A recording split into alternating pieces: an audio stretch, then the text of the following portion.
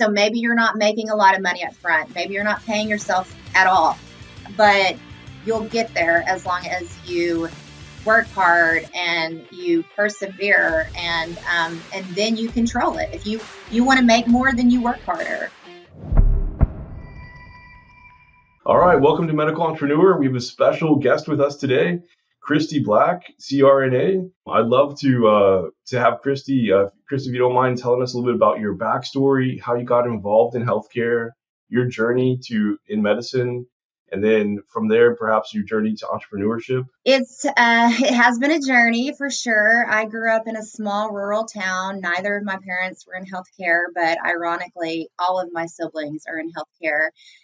We have physicians, nurses, nurse practitioners, ultrasonographers, paramedics, all of the above. So I went to undergrad and decided to be a nurse anesthetist. So in doing that, I did my undergrad at the University of Central Arkansas. I did my master's in anesthesia at Arkansas State University and went on to get my doctorate at Arkansas State University as well.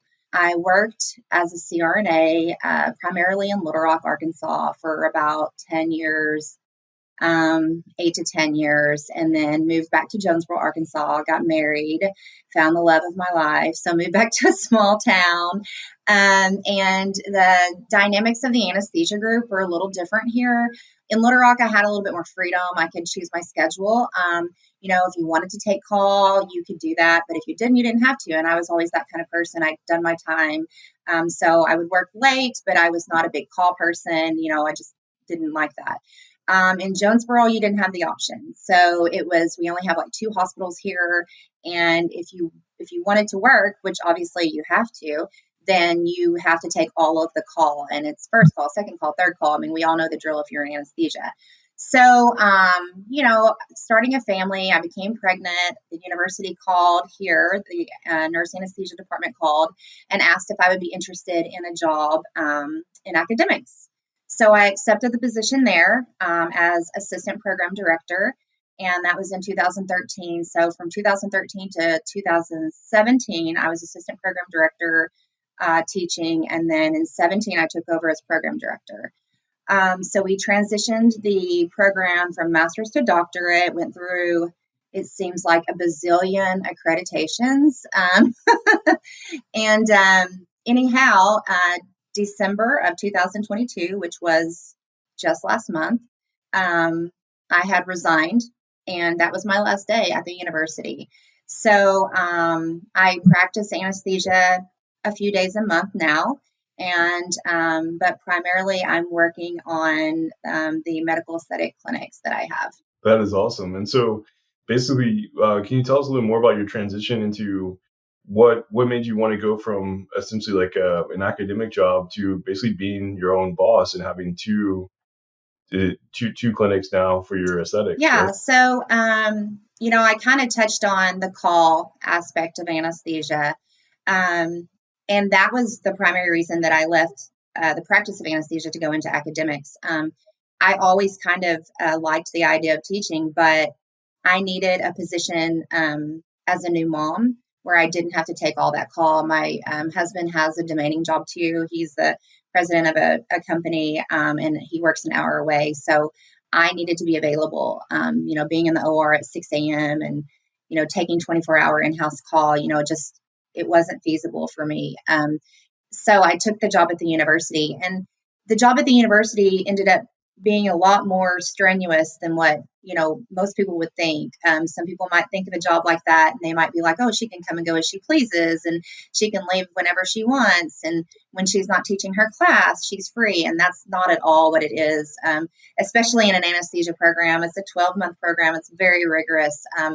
You're there all of the time. When you're not teaching, you're in meetings or you're working on accreditations, other administrative duties. And, some of the most strenuous parts of it to date is that you never get to leave your job. Honestly, you're on call 24/7. You're always available to students, to clinical sites, to the university. You're always checking your email, your phone, your texts. So it really takes a toll on a person. So, you hear a lot about burnout. I was there.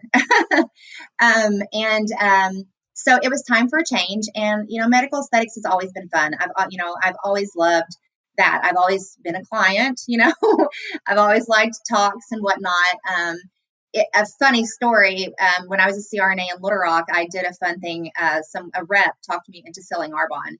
And and I did it only for about 6 months, but I was really good at it. I ended up winning a trip to the Bahamas, and anyway, or I thought I was really good at it, but I went up the tier and won a trip. But I dropped that fairly soon after I did it, because I just didn't have time for it. But it's something that I like. I'm a social person. I like to chat. I like to talk. And ironically, if you were to look on my website that we built, and you look in my bio, I approach medical aesthetics a lot like I approach anesthesia. And, in anesthesia, we help people, we make people feel better, we take away their pain. If I go in, I put in an epidural when a laboring patient, I'm taking away their pain and they love me, I'm making them feel better.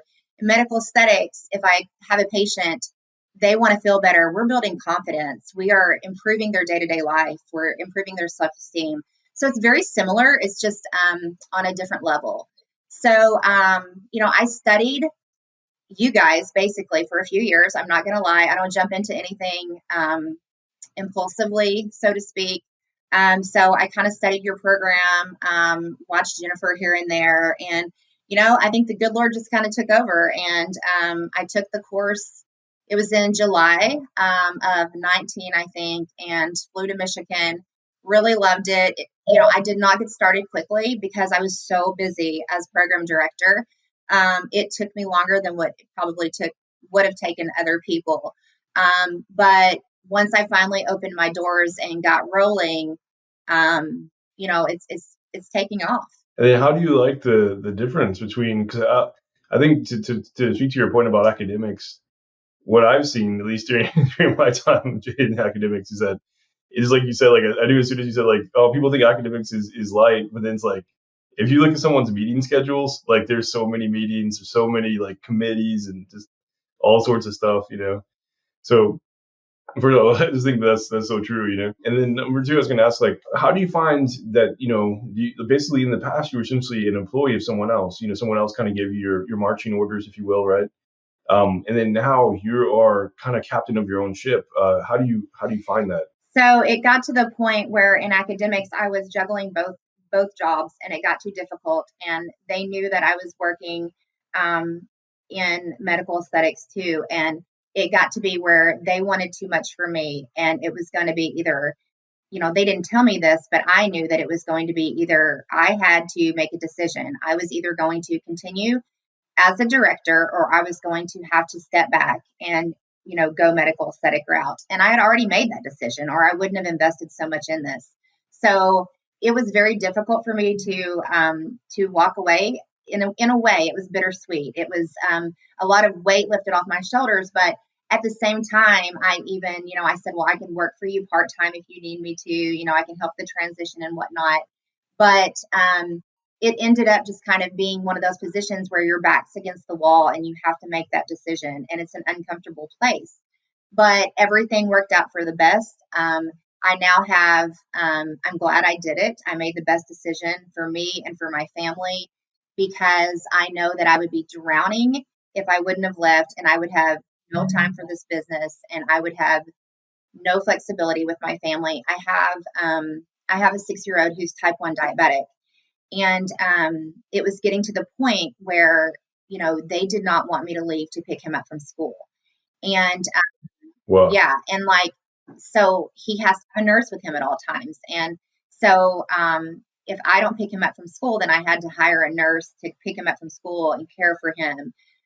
Because you can't just hire a babysitter to take care of a type 1 diabetic. He has an insulin pump, he has a continuous glucose monitor, and he's he's not, he's a little bit of a fragile case because he has severe food aversions and whatnot. And so, and I think it was a lot of the post-COVID, all of the institutions are doing that. They're just getting all of these strict guidelines in place in order to get structure back.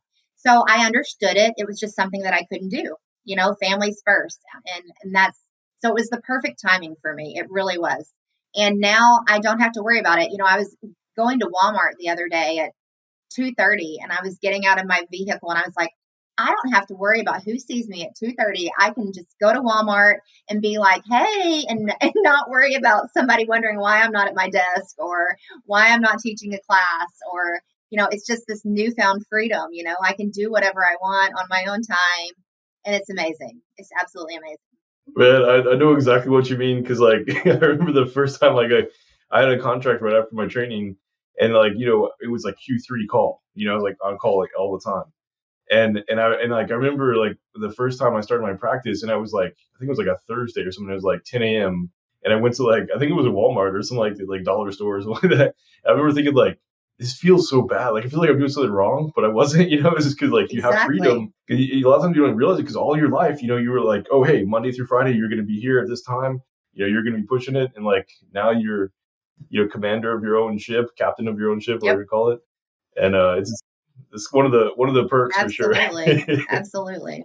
Would you say like all in all, like from this amazing journey, because kind of like we were talking about before we started the podcast, was you're like the top 1% already. So you already went through training to become a CRNA. It's very tough to do, tough to even get into CRNA school.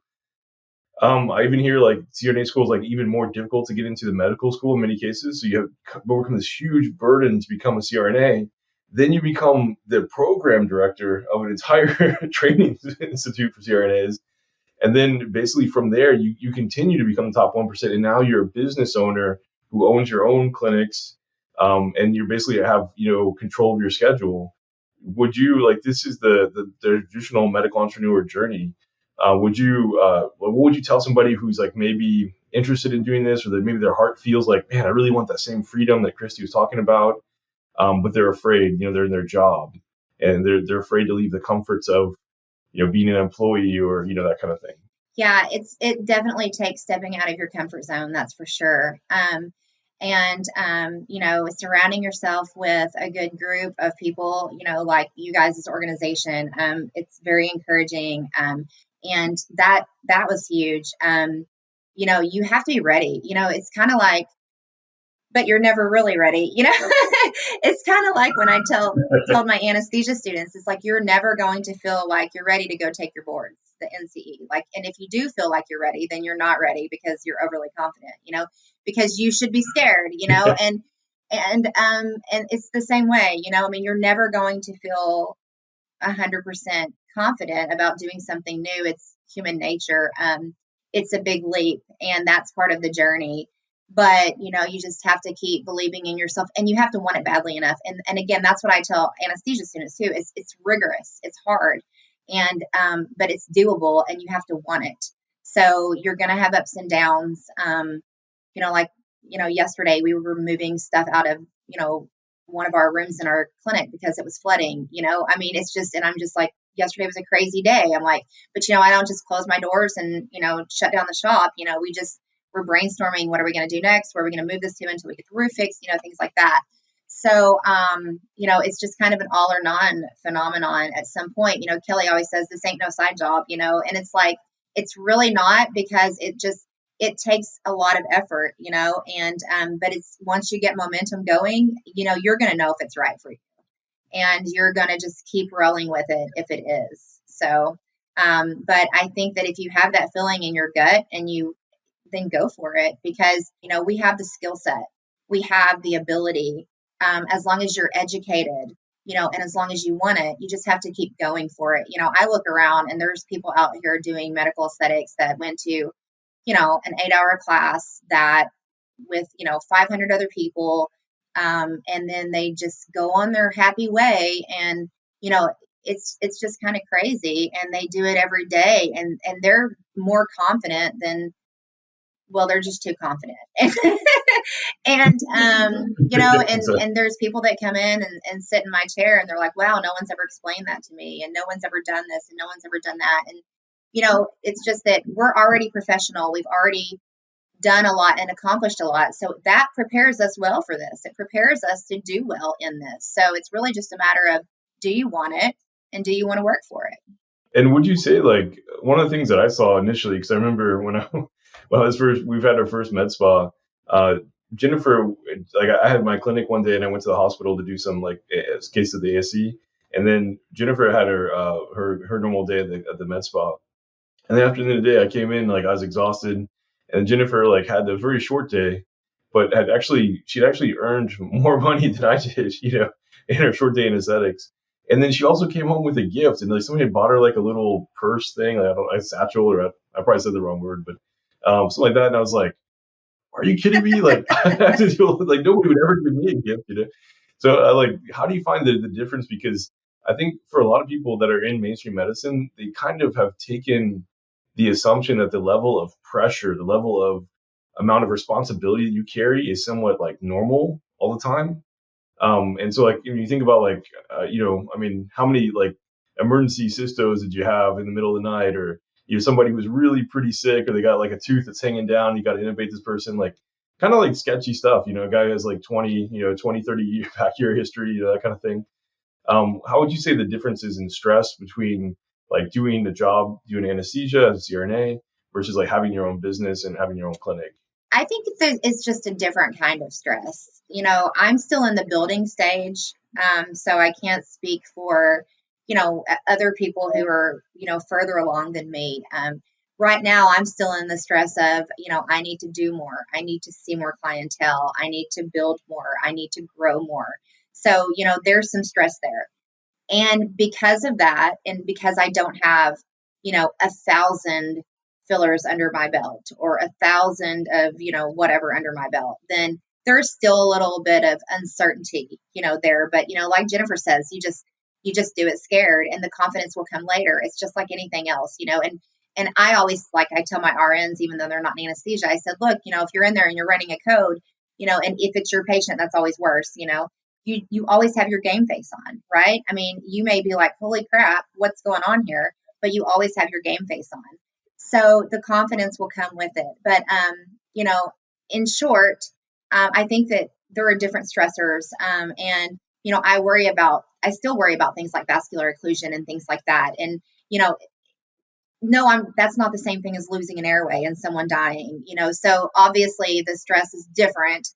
But because we are who we are, and because we're type A, and because we're OCD, that is still a huge stress for us because we don't want someone to lose their eyesight or to have a vascular occlusion. But that's a good thing. That's what makes us good clinicians, and that's what's going to make us good medical aesthetics providers as well. Once you get really comfortable with it, and once that confidence builds, that I would say that the stress level would be down, and you're not up all night too with those emergencies and emergency airways and things of that nature. And, like I said, if my 6-year-old, if he gets a GI virus and we have to head to the ER for hydration or, whatever, then I can cancel my day and I can reschedule them how I want and not hear any backlash or have to deal with anyone other than me and my patients or clients. So Would you say that having the freedom in terms of like your family has been like, I guess, I don't want to. What do you think is like the best benefits of transitioning to a medical entrepreneur? So one is I don't have those people that I have to answer to every day because it's a lot, especially when you're in a job that people depend on you a lot. Like if you're running a program, you're the cash cow, you're bringing in millions of dollars, and you have to pass all these accreditors, and you have to please 95 different people, so not having to answer to someone else, not having to, you know, be under the microscope 100% of the time. Additionally, not having someone else or some other committee, you know, your your salary or your where you are in 5 years is not dependent on them. It's dependent on you. You're controlling where you're going to be in 5 years. You're controlling what you're going to make this year or next year. You know, again, I was at a spot where I wasn't going to go up. There was no good evaluation system for me to get a raise. There was no good evaluation system for me to move up in that system. And, it's like that with CRNAs, doctors, everybody like that.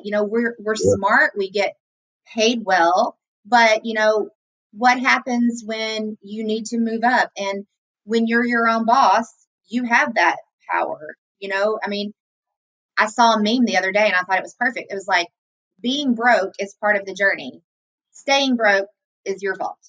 You know what I mean? It's like, it's gonna, that's part of it. You have to spend money to make money. You have to make that investment. You have to invest in yourself. And, So maybe you're not making a lot of money up front. Maybe you're not paying yourself at all, but you'll get there as long as you work hard and you persevere, and then you control it. If you want to make more, then you work harder.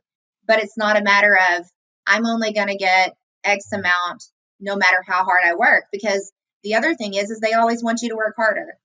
They want you to work harder. They are not going to appreciate you anymore, and they're not going to pay you anymore.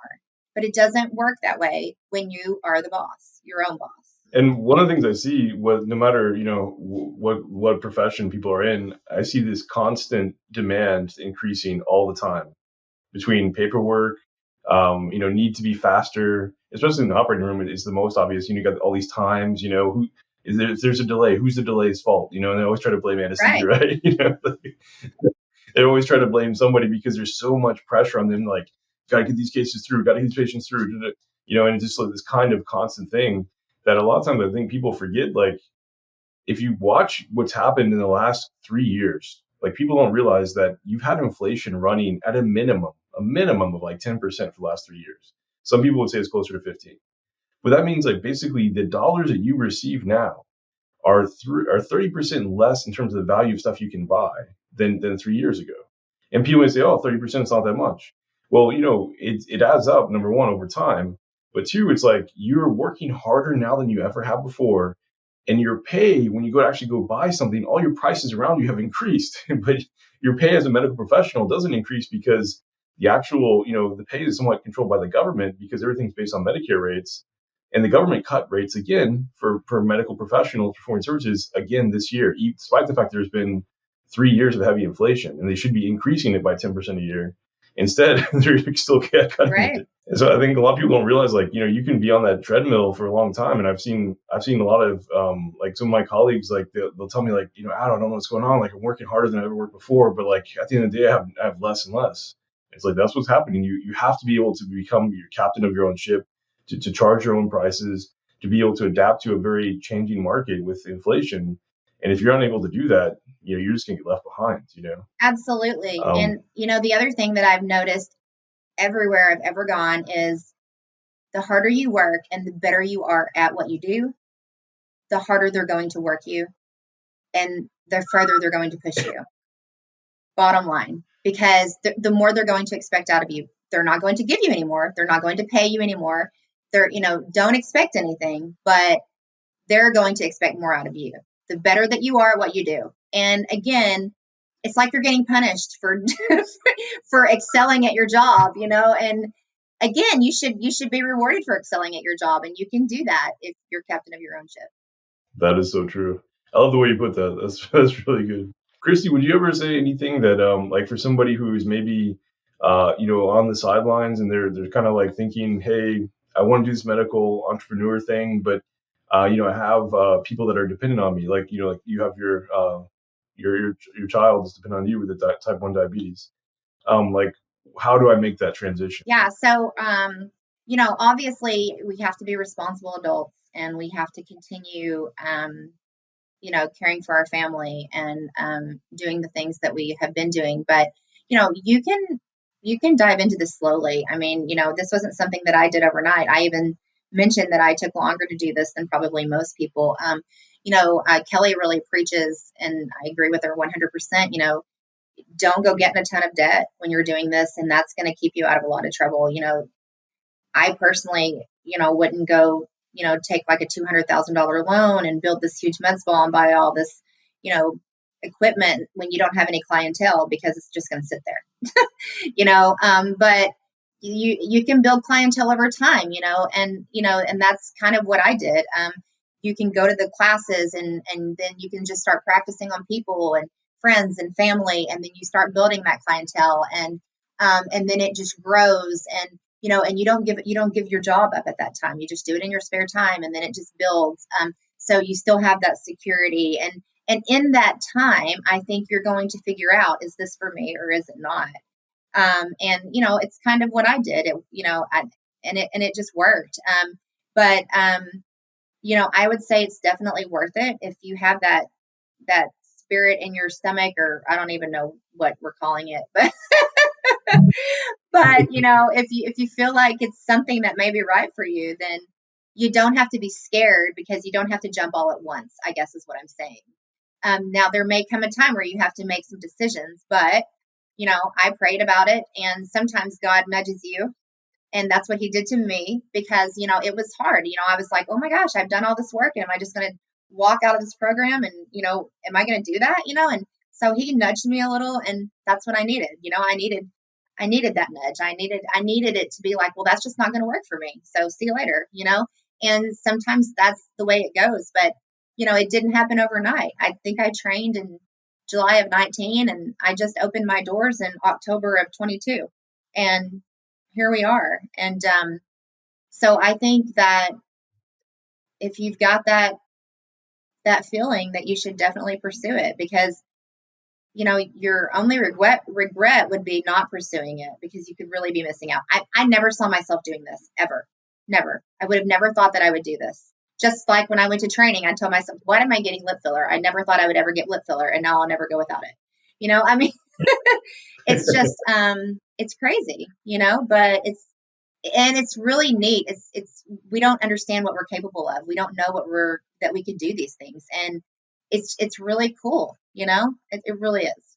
I think that's so true, and I love the last thing you said. We don't understand what we're capable of, and a lot of people, they don't realize how powerful they are, because they've been in an environment where the repression, or the conforming to average, has been really heavily incentivized. I mean, you can even think about school. Like, if you were somebody who was a high performer in school, maybe you want to do something that's different than what the teacher says. Well, you get punished for that.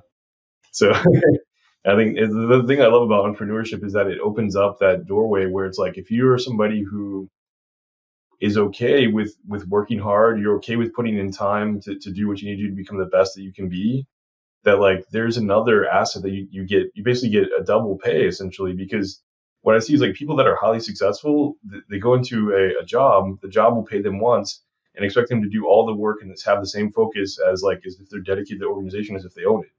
Right. But then if you have your own thing and you build your clinics, like, not only are you getting paid from your patients, but you're also building an asset. Well, man, Christie, this has been so useful. Thank you so much. I think you're going to inspire a lot of people. So I want to say thank you so much for coming on the Medical Entrepreneur Podcast. It's such a pleasure, and what an incredible journey. I've got to say, like, you make it look easy. So